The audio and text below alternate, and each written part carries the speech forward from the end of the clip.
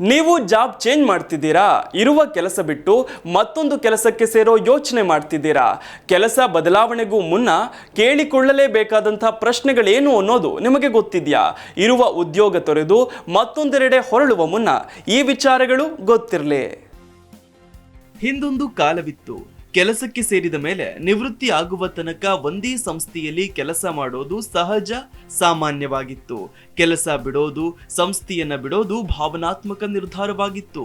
ಕೆಲಸ ಬಿಡುವುದು ಎನ್ನುವುದು ವ್ಯಕ್ತಿಯ ನಿರ್ಧಾರವಾಗಿರದೆ ಅದು ಕುಟುಂಬದ ನಿರ್ಧಾರವಾಗಿರ್ತಿತ್ತು. ಅಂದಿನ ದಿನದಲ್ಲಿ ಇದ್ದ ಅವಕಾಶಗಳು, ಸಂಸ್ಥೆಗಳು ಕೂಡ ಕಡಿಮೆ ಇದ್ದವು.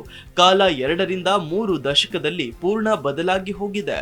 ಇಂದಿನ ಕಾಲಘಟ್ಟದಲ್ಲಿ ಒಂದೇ ಸಂಸ್ಥೆಯಲ್ಲಿ 3 ಅಥವಾ 4 ವರ್ಷಕ್ಕಿಂತ ಹೆಚ್ಚು ವರ್ಷ ಕೆಲಸ ಮಾಡುತ್ತಿದ್ದರೆ ಆ ವ್ಯಕ್ತಿಯಲ್ಲಿ ಏನೋ ಕೊರತೆ ಇದೆ, ಆ ಕಾರಣಕ್ಕಾಗಿ ಆತ ಕೆಲಸ ಚೇಂಜ್ ಮಾಡ್ತಿಲ್ಲ ಎನ್ನುವಷ್ಟು ಬದಲಾಗಿ ಬಿಟ್ಟಿದೆ. ಕೆಲಸ ಬದಲಿಸೋದು ಇವತ್ತಿನ ಅನಿವಾರ್ಯ ಕೂಡ ಹೌದು ಎನ್ನುವಂತಹ ಪರಿಸ್ಥಿತಿ ನಿರ್ಮಾಣವಾಗಿದೆ. ಸಮಯಕ್ಕೆ ತಕ್ಕಂತೆ ನಡೆಯುವುದರಲ್ಲಿ ಜಾಣತನವಿದೆ. ಇವತ್ತಿನ ಮಾನವ ಸಂಪನ್ಮೂಲ ಅಧಿಕಾರಿಗಳು ಕೂಡ ಬಹಳಷ್ಟು ವರ್ಷ ಒಂದೇ ಸಂಸ್ಥೆಯಲ್ಲಿ ಕೆಲಸ ಮಾಡಿದ ವ್ಯಕ್ತಿಯನ್ನ ಸಂಶಯದ ದೃಷ್ಟಿಯಿಂದ ನೋಡ್ತಾರೆ. ವ್ಯಕ್ತಿಯಿಂದ ವ್ಯಕ್ತಿಗೆ ಇದರಲ್ಲಿ ಬದಲಾವಣೆ ಇರುತ್ತೆ. ಆದ್ರೆ ಒಟ್ಟಾರೆ ಹೆಚ್ಚು ಸಮಯ ಒಂದೇ ಸಂಸ್ಥೆಯಲ್ಲಿ ಕೆಲಸ ಮಾಡುವವರನ್ನು ಡೈನಮಿಕ್ ಅಲ್ಲ ಅಂತಲೋ, ಕಂಫರ್ಟ್ ಝೋನ್ ಇಷ್ಟಪಡುವವರು ಅಂತಲೋ ಹಣೆಪಟ್ಟಿ ಕಟ್ಟು ಬಿಡ್ತಾರೆ. ಇದರರ್ಥ ಕಡ್ಡಾಯಕ್ಕೆ ಬಿದ್ದು ಕೆಲಸ ಬದಲಾಯಿಸಬೇಕು ಎಂದಲ್ಲ. ಸಮಾಜದಲ್ಲಿನ ಬದಲಾವಣೆಗಳ ಬಗ್ಗೆ ಗಮನವಿರಬೇಕು. ಅದಕ್ಕೆ ತಕ್ಕಂತೆ ಅಪ್ಡೇಟ್ ಆಗುತ್ತಾ ಇರಬೇಕು. ಕೈಲಿರುವ ಕೆಲಸ ಬಿಟ್ಟು ಕೆಲಸ ಹುಡುಕುವ ಕೆಲಸವನ್ನು ಮಾಡಬಾರದು. ಕೆಲಸದಲ್ಲಿ ಇದ್ದುಕೊಂಡೇ ಹೊಸ ಕೆಲಸವನ್ನ ಹುಡುಕಬೇಕು. ಯಾವಾಗ ಕೆಲಸ ಬಿಡಬೇಕು, ಇನ್ನೊಂದು ಕೆಲಸ ಹುಡುಕ್ಬೇಕು ಅನ್ನೋದು ಆಯಾ ವ್ಯಕ್ತಿಗೆ ಬಿಟ್ಟದ್ದು. ಯಾಕಂದ್ರೆ ಕೆಲವು ಲಕ್ಷಣಗಳು, ವಿಚಾರಗಳು ಅಂಥ ವ್ಯಕ್ತಿಯನ್ನ ಬಿಟ್ಟು ಬೇರೆಯವರಿಗೆ ತಿಳಿಯೋದಿಲ್ಲ. ಹಾಗಾಗಿ ಕೆಲವೊಂದಿಷ್ಟು ಲಕ್ಷಣಗಳು ಕಾಣಿಸಿಕೊಂಡ್ರೆ ಆಗ ಬೇರೆ ಕೆಲಸ ಹುಡುಕೋದು ಅನಿವಾರ್ಯವಾಗಬಹುದು. ಯಾವುದವು ಲಕ್ಷಣಗಳು ನೋಡ್ತಾ ಹೋಗೋಣ. ಸಮಯ ಸರಿದು ಹೋಗುತ್ತಿದೆ, ಹೊಸತೇನೂ ಕಲಿಯುತ್ತಿಲ್ಲ. ಈ ಭಾವನೆ ನಿರ್ಧಾರ ತೆಗೆದುಕೊಳ್ಳಬೇಕಾದ ವ್ಯಕ್ತಿಗೆ ಬಿಟ್ಟು ಬೇರೆಯವರಿಗೆ ಅರ್ಥವಾಗುವುದಿಲ್ಲ. ಕೆಲವೊಂದು ಕೆಲಸಗಳಲ್ಲಿ ಹೇಳಿಕೊಳ್ಳುವ ಸವಾಲುಗಳು ಇರೋದಿಲ್ಲ. ಕೆಲಸದ ಭದ್ರತೆ ಬಗ್ಗೆ ಕೂಡ ಹೆಚ್ಚು ಸಂಶಯವಿರೋದಿಲ್ಲ. ಹೊರಗೆ ನಿಂತು ನೋಡಿದವರಿಗೆ ಡ್ರೀಮ್ ಜಾಬ್ ನಂತೆ ಕಾಣುತ್ತೆ. ಆದ್ರೆ ನಿತ್ಯವೂ ಅದೇ ಕೆಲಸ, ಸವಾಲು ಇಲ್ಲದೆ ಇರೋದು ಬೇಸರ ತರಿಸುತ್ತೆ. ವ್ಯಕ್ತಿ ವೇತನ ಅಂದ್ರೆ ಸಂಬಳ ಸಿಗ್ತಾ ಇದೆ ಅಂತ ಕುಳಿತು ಬಿಟ್ಟರೆ ಆಗ ಕಲಿಕೆಯಲ್ಲಿ ಕುಂಠಿತವಾಗಿ ಬಿಡುತ್ತೆ. ಮುಂದೊಂದು ದಿನ ಬೇರೆ ದಾರಿ ಇಲ್ಲದೆ ಸಂಸ್ಥೆ ಬಿಡಬೇಕಾದ ಸಂದರ್ಭ ಬಂದರೆ ಆಗ ವ್ಯಕ್ತಿಯ ಬಳಿ ಯಾವುದೇ ಹೊಸ ಸ್ಕಿಲ್ ಇರೋದಿಲ್ಲ. ಹೀಗಾಗಿ ಇಲ್ಲಿ ಏನೂ ಕಲಿಕೆ ಆಗ್ತಿಲ್ಲ, ಸುಮ್ಮನೆ ಸಮಯ ಕಳೆಯುತ್ತಿದ್ದೇನೆ ಅನ್ಸಿದ್ರೆ ಅದು ಮೊದಲ ಚಿಹ್ನೆ. ಬೇರೆ ಕೆಲಸ ಹುಡುಕೋದು ಉತ್ತಮ. ಬೆಳಗ್ಗೆ ಎದ್ದು ಕೆಲಸದ ಜಾಗಕ್ಕೆ ಹೋಗ್ಬೇಕಲ್ಲ ಅನ್ನೋದು ಭಯವಾಗಿ, ಹಿಂಜರಿಕೆಯಾಗಿ ಮಾರ್ಪಾಡಾದ್ರೆ ಆಗ ಕೂಡ ಮುಂದಿನ ದಾರಿ ಹುಡುಕಿಕೊಳ್ಳಬೇಕಾಗುತ್ತೆ. ಕೆಲಸದ ಜಾಗದಲ್ಲಿ ಕೆಲಸ ಮಾಡಲು ಉತ್ತಮ ವಾತಾವರಣ ಇರಬೇಕು. ಯಾವಾಗ ವಾತಾವರಣದಲ್ಲಿ ಏರುಪೇರು ಉಂಟಾಗುತ್ತೆ ಆಗ ಕೆಲಸಕ್ಕೆ ಹೋಗೋದು ಹಿಂಸೆ ಅನಿಸಲು ಶುರುವಾಗುತ್ತೆ. ಇಚ್ಛೆ ಇಲ್ಲದ ಜಾಗದಲ್ಲಿ ಕೆಲಸ ಮಾಡೋದು ಬಹು ಕಷ್ಟ. ವರ್ಕ್ ಲೈಫ್ ಬ್ಯಾಲೆನ್ಸ್ ಮಾಡಲು ಸಾಧ್ಯವಾಗದೆ ಹೋಗೋದು. ವೇತನ, ಭದ್ರತೆ ಎಲ್ಲವೂ ಇದೆ. ಆದ್ರೆ ಕೆಲಸದ ಮಧ್ಯೆ ಕುಟುಂಬಕ್ಕೆ, ಸ್ನೇಹಿತರಿಗೆ, ಕೊನೆಗೆ ಸ್ವಂತಕ್ಕೆ ಕೂಡ ವೇಳೆ ಕೊಡಲಾಗದಷ್ಟು ಟೈಟ್ ಶೆಡ್ಯೂಲ್ ಆಗ್ಬಿಟ್ರೆ ಕೂಡ ಬದುಕು ದುರ್ಭರವಾಗುತ್ತೆ. ಆಗ ಎರಡಕ್ಕೂ ಸಮವಾಗಿ ಸಮಯ ಕೊಡುವ ಹೊಸ ಕೆಲಸ ಹುಡುಕೋದು ಅನಿವಾರ್ಯ. ಶ್ರಮ ವಹಿಸಿ ಮಾಡಿದ ಕೆಲಸಕ್ಕೆ, ಹೊಸ ಚಿಂತನೆಗೆ ಪ್ರಶಂಸೆ ಇಲ್ಲದೆ ಹೋಗೋದು, ಮುಂದಾಳತ್ವ ತೆಗೆದುಕೊಳ್ಳೋದಕ್ಕೆ ಬಿಡದಿರೋದು, ಹೇಳಿದ ಕೆಲಸ ಮಾಡು ಸಾಕು ಅನ್ನುವ ಬಾಸ್ ಸಿಕ್ಕರೆ ಮಾಡಿದ ಒಳ್ಳೆಯದೆಲ್ಲ ನನ್ನಿಂದ ತಪ್ಪಾದ್ರೆ ಅದು ನಿನ್ನಿಂದ ಎನ್ನುವಂಥ ಬಾಸ್ ಅಡಿಯಲ್ಲಿ ಕೆಲಸ ಮಾಡೋದು ಕಷ್ಟ.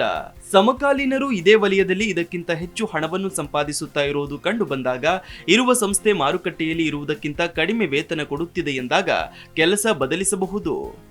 ಒಂದಷ್ಟು ವರ್ಷದ ನಂತರ ಎಲ್ಲವೂ ಸರಿಯಾಗಿದ್ದರೂ ಮನಸ್ಸಿನಲ್ಲಿ ಬದಲಾವಣೆ ಬೇಕು ಅನಿಸಲು ಶುರುವಾಗುತ್ತೆ. ಅದೇ ಕೆಲಸ, ಅದೇ ಜಾಗ ಒಂದಷ್ಟು ವರ್ಷದ ನಂತರ ಬೇಸರ ತರಿಸುತ್ತೆ. ಹೀಗೆ ಕಂಫರ್ಟ್ ಝೋನ್ ನಿಂದ ಹೊರಬರೋದು ಕೂಡ ಒಳ್ಳೆಯದು. ಹೊಸ ಕೆಲಸದಲ್ಲಿ ವೇತನ ಹೆಚ್ಚಳದ ಜೊತೆಗೆ ಭವಿಷ್ಯದಲ್ಲಿ ಇನ್ನಷ್ಟು ಮೇಲು ಹಂತಕ್ಕೆ ಬೆಳೆಯಲು ಸಾಧ್ಯವಿದ್ದಾಗ ಕೂಡ ಕೆಲಸ ಬದಲಾವಣೆ ಮಾಡಬೇಕು. ಇನ್ನು ಕೆಲವು ಬಾರಿ ಸಂಗಾತಿಗಳಲ್ಲಿ ಒಬ್ಬರು ಕೆಲಸ ಬದಲಿಸಿದ ಕಾರಣ ಇನ್ನೊಬ್ಬರು ಕೂಡ ಬದಲಿಸಬೇಕಾಗಬಹುದು. ಒಬ್ಬರ ಕೆಲಸ ಬಹಳ ಭದ್ರತೆ ಇದ್ದಾಗ ಇನ್ನೊಬ್ಬರು ಸುಮ್ಮನೆ ಚಾನ್ಸ್ ತೆಗೆದುಕೊಳ್ಳೋದು ಕೂಡ ಮಾಡ್ತಾರೆ. ಲೆಕ್ಕಾಚಾರ ಮಾಡಿ ತೆಗೆದುಕೊಳ್ಳುವ ಎಲ್ಲ ನಿರ್ಧಾರಗಳು ಓಕೆ. ಇನ್ನು ಹೊಸ ಕೆಲಸದಿಂದ ಮಾಸಿಕ ಆದಾಯದಲ್ಲಿ ಹೆಚ್ಚಳವಾಗಿದ್ದರೆ ಎಷ್ಟು ಹೆಚ್ಚಳವಾಗಿದೆ ಎನ್ನುವುದನ್ನು ಗಮನಿಸಬೇಕು.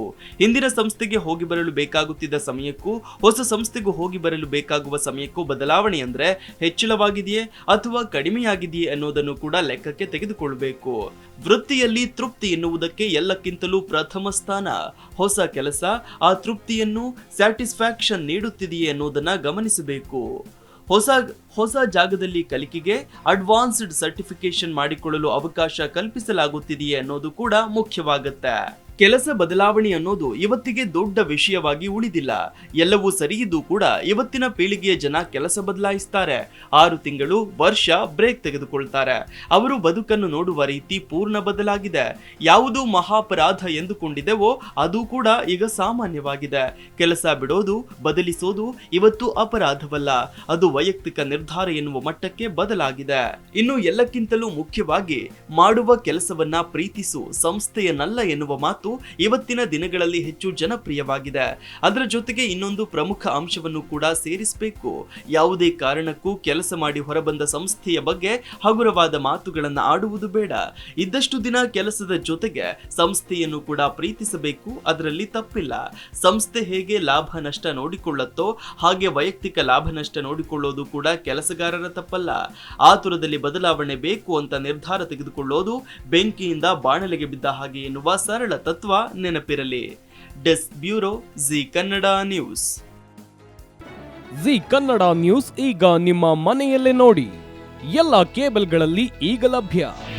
ನಿಮ್ಮ ನೆಚ್ಚಿನ ಜಿ ಕನ್ನಡ ನ್ಯೂಸ್ ಈಗ ಸನ್ ಡೈರೆಕ್ಟ್ ನಲ್ಲಿ number 292, Tata play number 1664, Jio TV number 1334, NXT digital number 30, in cable number 30, city networks 51, U digital number 162, GTPL number 17, Rockline telecommunications number 42, Shri Basaveshwara cable number 168, rural cable network 60, Vinayaka digital 57, Abhishek cable 821, city channel 53, Siddeshwara cable network 57, V4 digital Infotech 628, Surya digital networks 53, Gajanan digital number 836, Malnad infotech private limited number 56, Metrocast number 830, Victory digital number 167ರಲ್ಲಿ ನೋಡಿ ಆನಂದಿಸಿ.